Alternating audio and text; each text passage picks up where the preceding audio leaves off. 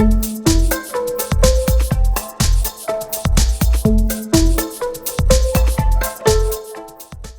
start by saying I know you are working with some people right now, and one of them's in the early 20s. Mm-hmm. I'm jealous of her because I didn't learn about some of the stuff Yeah. you're talking about till Yeah. I'm 70. Yeah. So, it's like, wow, how great it would be if you knew these things earlier. Sure, So that's what I sure. want you to kind of talk about. When you're a child, Yeah. I did not have a good Right, home. So right. a child and on a Yeah. go. Some of those stages you don't have a lot of control over as an individual because you're subject to your parents. Well, maybe you could talk to You the know. parents of the child. The best thing that you can do for your child is to give your time. And it's not time rushing off to all these different activities to give them that. Believe it or not, some of the things that were really powerful that my father did for nieces and nephews was he had just because it's up north, so we're chopping wood. One of the things that he did was just take a big box of wood blocks that he had cut, set it in the house, and the nieces and nephews would sit and take the blocks out, which were not colored, they weren't painted, they weren't even shaped, exceptionally well. No Legos, huh? No, but they would spend hours in his presence or in my mother's presence and create just, their imagination. And then, of course, they'd be showing, and Dad would sit there and watch them, and then my mom would sit there and watch them and just be involved. And it's being there, having that time. It's allowing them to create, allowing them to be to allow them to express themselves with the environment at hand in the presence of someone who cares for them. That's it. That's all that's needed. And also what popped in my mind was how to involve the ancillary people to the nuclear family, the uncles and the aunts, which sometimes have an even closer relationship on some issues than the parents. As the kids grow older, Yes. they can tell things to their aunts and uncles that maybe they wouldn't say to the parents. Yes, You yes. get some guidance from them. But see, then you also have those aunts and uncles who, because of their own personality and because of what they've gone through in their life, they have their own expression. They have their own particular way of perceiving things and how they want to involve. So you get this exposure to people who are, yes, related because, like you said, from the nucleus on outward, you still have a nucleus. You still have that common social construct from which you come. And in that, they have an endearing quality toward the majority of them, and that's what we hope anyway, is that they have an endearing quality for the care of the smaller people coming up. They don't have to discipline them. They don't have to discipline, and that's the other part, because they can be free to be themselves a bit Yes. more. They can express themselves with just a tinge of, okay, what's the parent going to think now? Have I overstepped my bounds? And sometimes they don't care. Sometimes it's like, this is who I am. Grandmothers, grandfathers. I know quite a few who believe that, well, it's my time to sit back and spoil the hell out of these kids. Definitely, yes. with just a little bit of possible revenge for what they've had to go through. That's why they keep pressing their children to have children. Yeah, well, right. So we can get you back. The curse of the parent, where I hope you have kids just like you, and I want to sit there and watch and be on the end of that. Well, as a female in particular, do you have any advice for girls in our society, and even for boys, because things are really changing for both genders, that can start early enough in the kids' lives? Well, stop treating them like fragile instruments that you have to put up on a pedestal somewhere.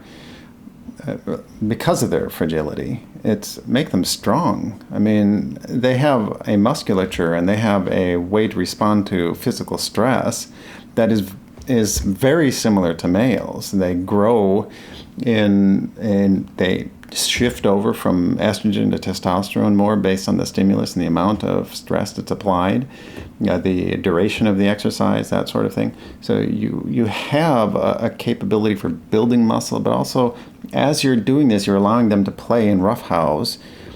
That activity creates new neuromuscular pathways in the brain. So you're making new connections that not only just thread to one another and make it stronger and more capable your ability to move through your environment and perceive through the senses and adapt to what's coming in, but you're stimulating brain processes that will bleed over into other areas of your life. Athletes generally have that sort of it's a go-get attitude, and sometimes that's certainly genetic driven. And sometimes it can be seen as an obsession. It can be seen as an addictive behavior, that sort of thing. But barring all that, you want to invest in your upbringing of a child or in your raising of a child. You want to make sure that or rearing of a child, you want to make sure that they have all the opportunities that are present for a physical body moving through an environment that is harsh sometimes.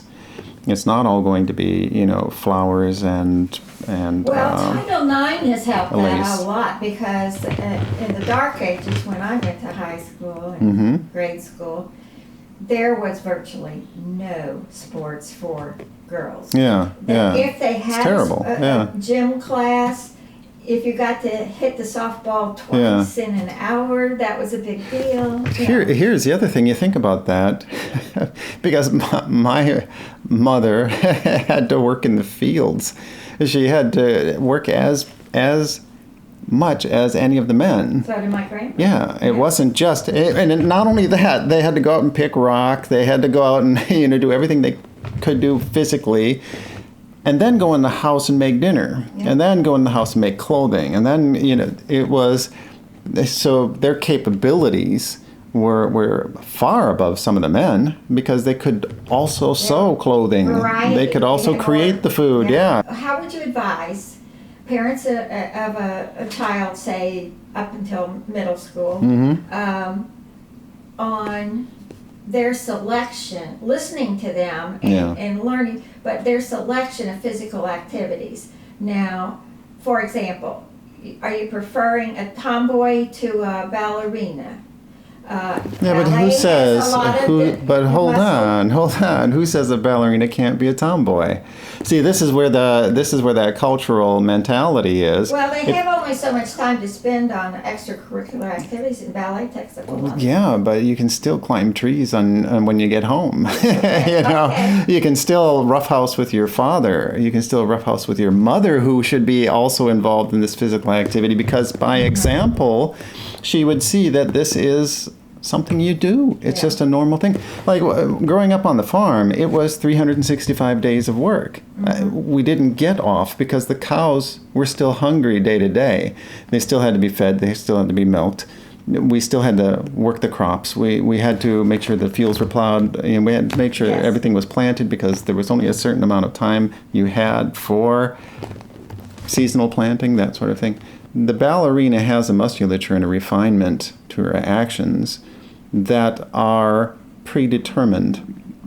It doesn't mean that their expression, especially in free-form ballerina, isn't predetermined or isn't, their full expression, free to go in any direction they want. But they have an undercarriage, a musculature. Now, I probably used the wrong example. Well, no, but it's a good example. It's a good example because in the cultural idea of what a ballerina is tends to have somebody with very thin, long muscles, and then still have to, and it's like they need to get rid of that.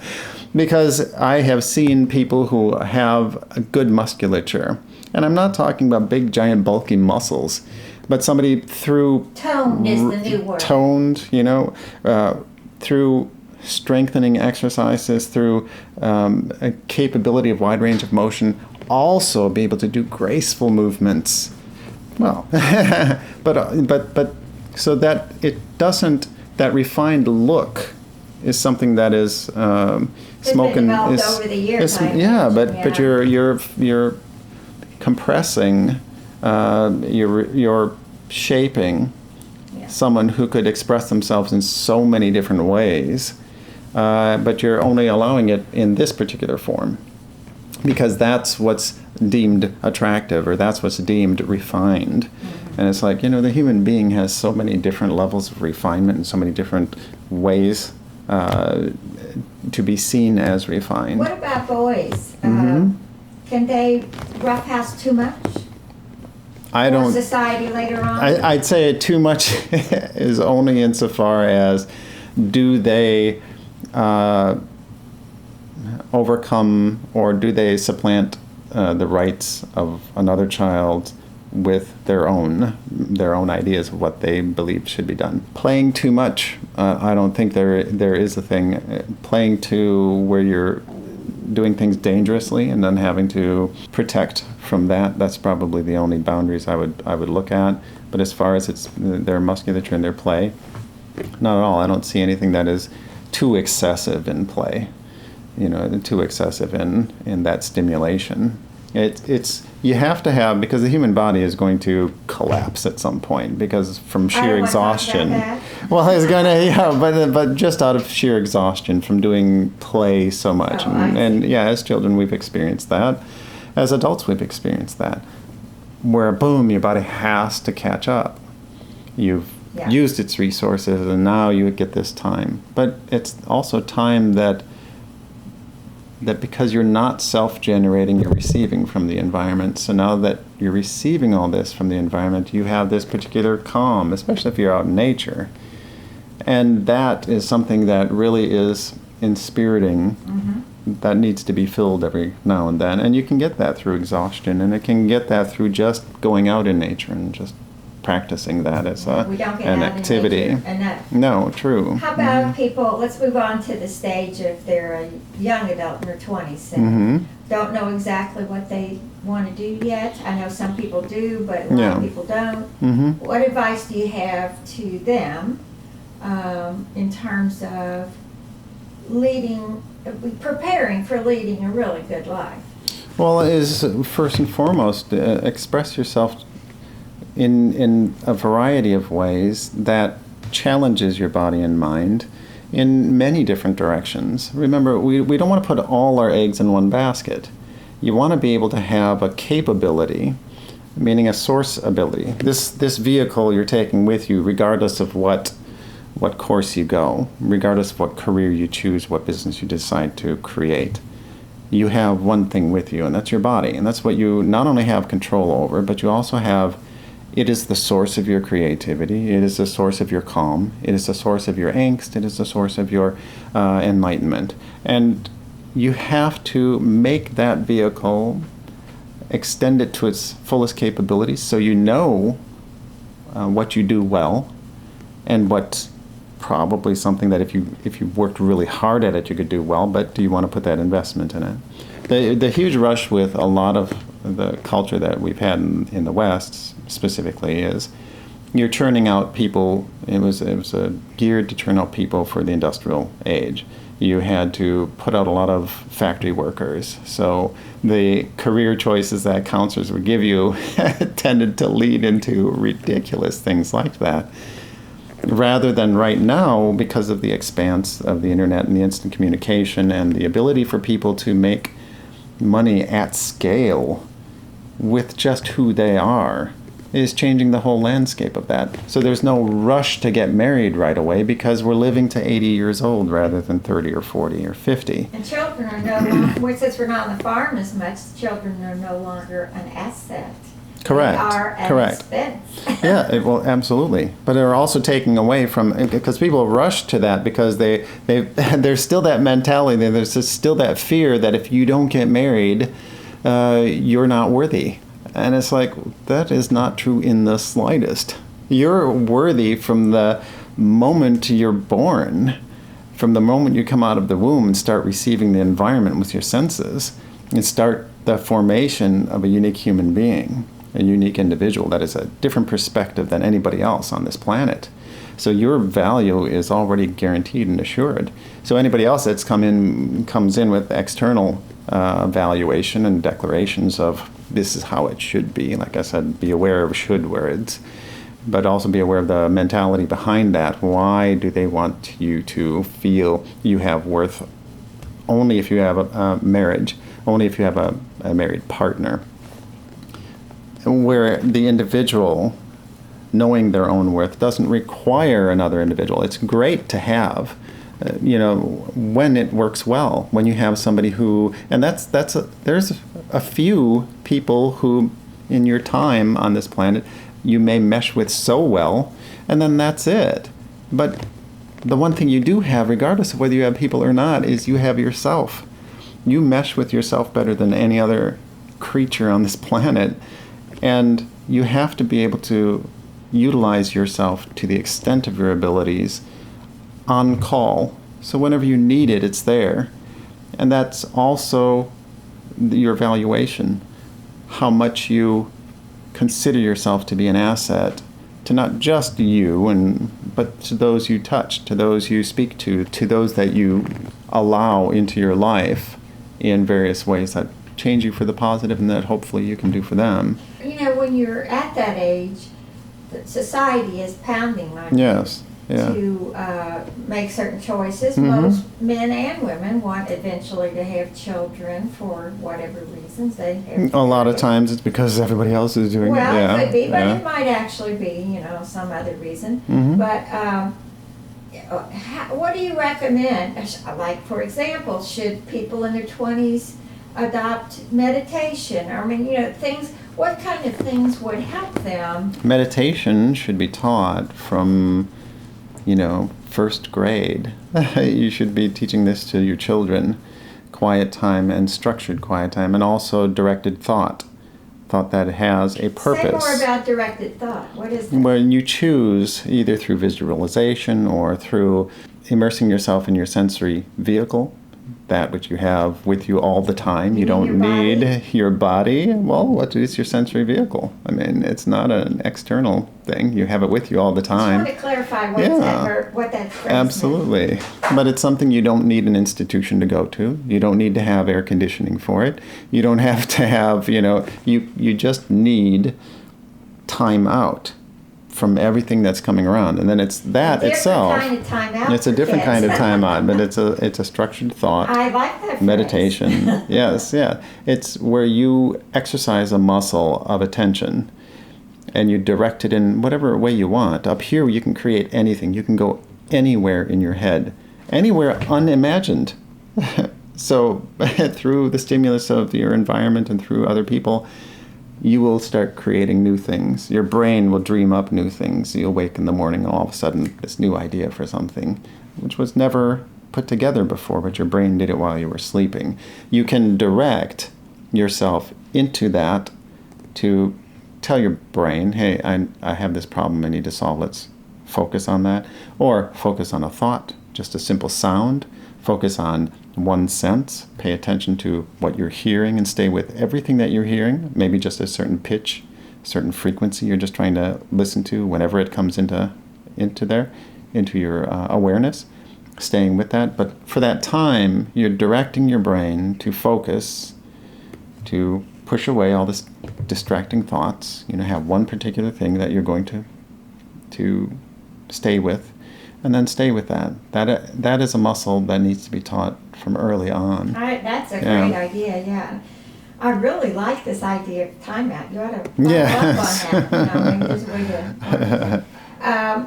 As you move on and you're into your high earning years, if you're lucky. However, with that comes all the stresses. The corporation pulling at you, deadlines, your kids have to go to college, you got to get some money, et cetera, et cetera. Yes. A lot of people during that time period, I believe, start feeling, what is my purpose in life? Is it just to crank out the money so my kids can go to college? Right. what, this is not fulfilling to me. Correct. Now, what do you advise for them? Well, Same thing? time out, Well, you need to spend. I'll go to a Caribbean island. You need to spend a lot of time in reflection on that. You have to do the work to understand not only where you're going, but where you are, so you know where you're going. And time is often of the essence in that time frame of your life. Correct. You have less time. Well, the problem is, from early on, we're taught to live somebody else's idea of what life is, which takes away from actually what this voice inside here is saying. No, this is really what, so we don't invest time discovering what this is and valuing it. The external sources say, well, this is the value out here. You've got to achieve and reach this. Because anything less is not success. Anything less is not valuable. We'll look at you differently. We may shun you. We may laugh at you. We may drive by on our big cars. And but they don't understand that this original voice, trained well and expressed properly, can not only have the big car, but can have the jet flying overhead too. Our reach is boundless in that capacity, meaning, but it all starts from here. Like I said, if we're sitting out here attenuating to what everybody else is saying is a value, we are moving away from that listening to that sound in here, listening to that voice, listening to that thing that we've been doing from probably childhood on, and has been pulled away and distracted and taken to all these other things that people say are important. Or nobody listened to you when you talked about it. That's the huge thing. Like I said, with the wooden blocks in the house, the mother and father, dad, mom, were sitting there quiet, just listening. If they had a question, they might pull away from their newspaper and look at them and talk and engage, and they present their blocks over the paper if necessary, and they would sit there and they would engage, and it would be a real curious exchange. Oh, what's this about? It wouldn't be just, oh, yeah, nice. Yeah. There's no interaction. What is it? And you'll find out that it's something you never thought of. Correct. That's what the kid thinks. Correct. Yes. But that comes from parents who are genuinely curious. A lot of that. I came from a family where, unfortunately, my parents were not curious about learning who I was. Yes. And which ultimately led me into a very lucrative career, but not really aligned with the inner me. Sure. And it's tough to recognize it. Yeah, absolutely. So let's move on to where I am in life, which is retirement, or when the kids leave. I don't have children, but I know that when the kids leave home, there's this sense of, oh my God, what the now? house is empty. What now? So, what do I do now? And yet we all still have maybe 30 years left. Yes. So what's your advice for them? Well, because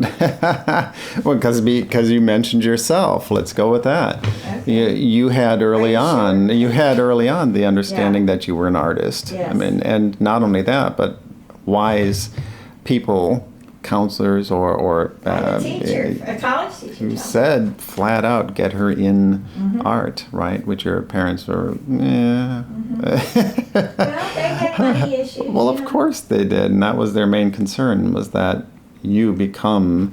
But not only that, because it wasn't just money issues. It was how everybody saw them. And they wanted me to be a teacher. Huge. Sure. They were both teachers in high school. That's familiar to them. Art isn't.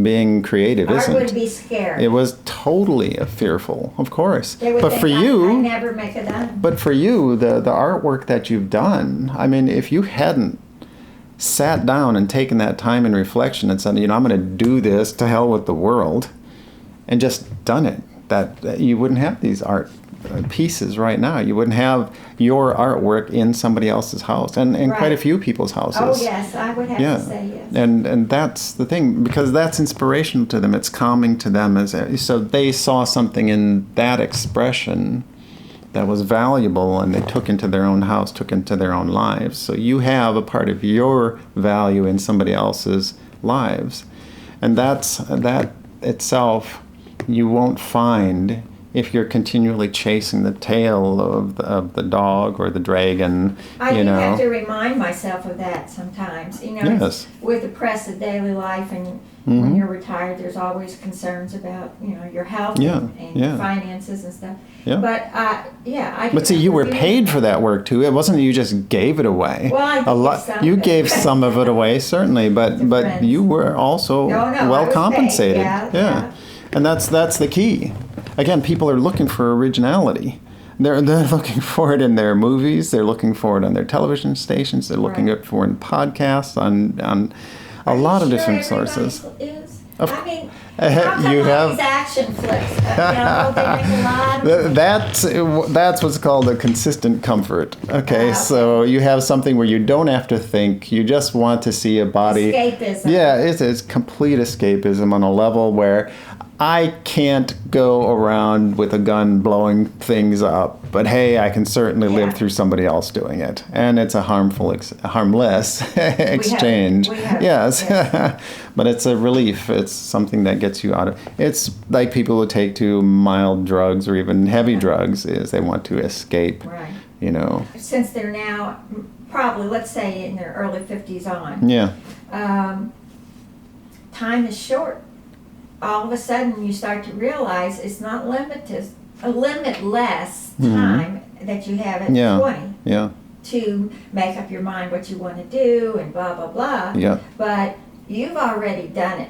And now you got to say, okay, what did I do with that time? Well, What did I do, and what should I do now Yeah. that I have this open time until I die? Yeah. Well, here's the thing. I mean, each one of us has no idea what the next day holds.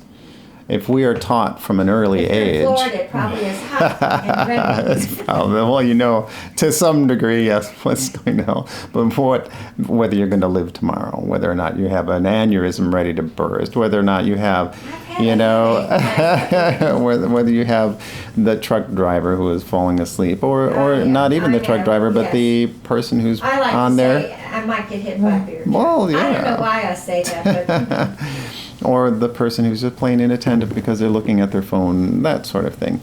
If we're taught from an early age that this is your only life, you have from now until you are put in the grave to make it yours, to do your best expressing yourself, who you are, and letting the rest of us see that. That's more powerful than sitting there going through all the. It's also be life changing because you're not tied, because you'll be able to discern what is not you, what does not serve your expression and bringing out and I think that developing has yourself. improved with age, yes. I agree. Yes, yeah, because that's where it comes to. That's when everything else is gone. All of a sudden, and when you're older, one of the main things that we tend to do is we say, fuck it. I don't care what anybody else is thinking anymore. I've been saying that a little Yeah, too much. yeah. But see, there are some people who say that very early on and who are very successful because they did. And they not only said that, but they believed it and pursued. Well, you can't. But this is the understanding, though, for people who you can get to that point before you get to 50, after you have decided, well, this life, you know, I'm tired of being told what to do or for living up to the expectations of society and culture. I'm discovering who I am. That can be found out earlier. Well, and you in know. particular, I think females, I mean, you know, I went to school in the early 60s, and it never crossed my mind that I wouldn't get married. Yeah. Really, Yeah. not that I thought I was all that hot to trot, you know, but that was what my parents Sure. said, you know, your prince will come, all that stuff. Oh my. And so my selection of what to major in college Yeah. was French literature. Boy, I like to say I did very well in spite of my education. Yeah, right, sure. So, you know, I wasn't really, I hope the young women today are doing this, but I'm not 100% sure. But, you know, I wasn't really thinking about, okay, what if I never have a partner to help me out on finances and help me out with life decisions? Yeah. Well, if I have to do it by myself, I better prepare. I made that decision when I was 30, but I should have been making it, if I look back on it, when I was Sure. in college. Yeah. Mhm. So, but, that it just wasn't part of society at that time. Correct. Yeah. So I have to feel okay about what I did, Yeah. given how society was at the time. Mhm. Now, Yeah. I hope it's better. Yeah. Hope it's better for young women. Yeah. Also for young men too. I mean, maybe Sure. I am a feminist, and so the real understanding of feminism is that you want, I don't know if you'll ever have a totally equal society, but that by strengthening women and giving them more opportunities, you actually take men off the hook of having to be the provider Right. and tied into a job that they hate for years. Correct. Yeah. So, Yeah. And be feeling obligated to it, and then resentful plus, when. unfortunately, our society is now basically two-income family. Yes. And so, of course, that drives me crazy since I'm single and I have to pay all the electric and all of the water and all that. But, Yeah, but choices. That also gives me more time to think about what I should do the next. Well, years. here's the thing. You're already at this stage, because you start doing this at 50, where you start deciding. Yeah, that's when I retired. Yeah. Doesn't mean that you can't discover it. You've got 30 years left, 40 years left. Oh, get out of here! Come on, we have medical sciences changing day by day. I mean, You've got to stop saying that. but it's the facts. From where we were 100 years ago to where we I'm are is 90. My dad was incredible. 90. Well, there you go. You have a family history already of living that long. So you have that many years. Think of that. If you thought as a child, or if you were told as a child, you have 30 years to figure out what you want to do.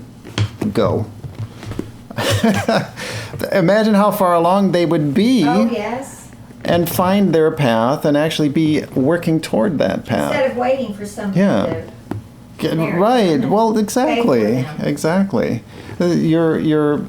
The pathways open to you are multiple. I mean, even at 50, when you're starting off, to discover yourself at 50, you may go down 5 different paths before you start weeding out the ones, trimming the ones that aren't the ones that were with you for a very long time, that if you look back, you'll find, all those indicators were already there that I was going along this path Well, anyway. see, I did retire early at 50. Yes.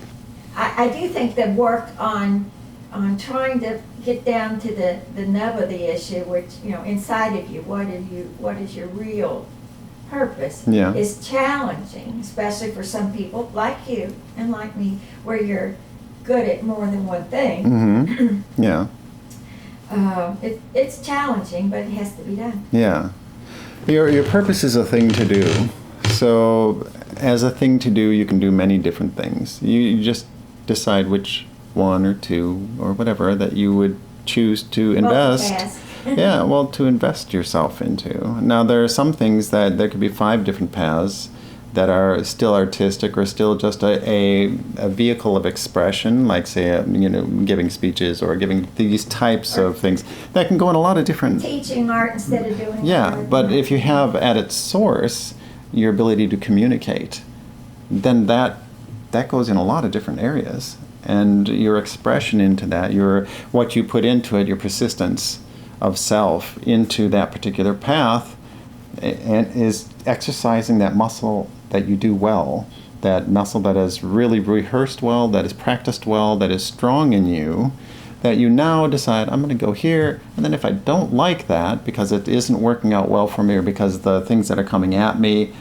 are just really taking me away from my strengths, or really taking me away from those things that I even like, which is really a big indicator for whether or not we enjoy our lives, then you'll be able to pull back from that and decide, I'm going to go down this path. I've discovered I really don't want to invest myself past this point, and there's no future past that point, so I'm going to stop. I'm going to go over here where there is a future in this freedom. And that's where people get to, because they'll quit jobs that are, and I know people who have just quit jobs that were just mind-numbingly soul-crushing jobs, or they were fired from them, and then were just by relative scale, blissfully happy that it had occurred. I know I haven't Yeah. been fired, but I know the feeling after you Yeah. first retire. Sure, There's a sure. year of just, but then life rears its ugly head. Reasserts You have itself. To get back into Yeah, reality yeah. again.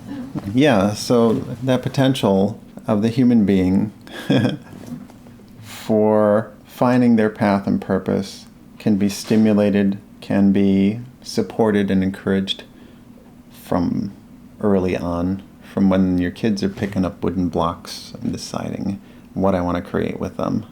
It starts there. Yeah. It starts there. It starts being next to that, observing it. Unfortunately, our society at this point is requiring that somebody step in and say, listen, pull back from all these expectations. Let the child grow into themselves. And how do you know what that is? Well, you listen, you watch, you stimulate, you give them opportunity. Male or female, you give them opportunity to grow. Yeah. And that's what it takes. Yep. Enjoy talking to you. No, same here, as always.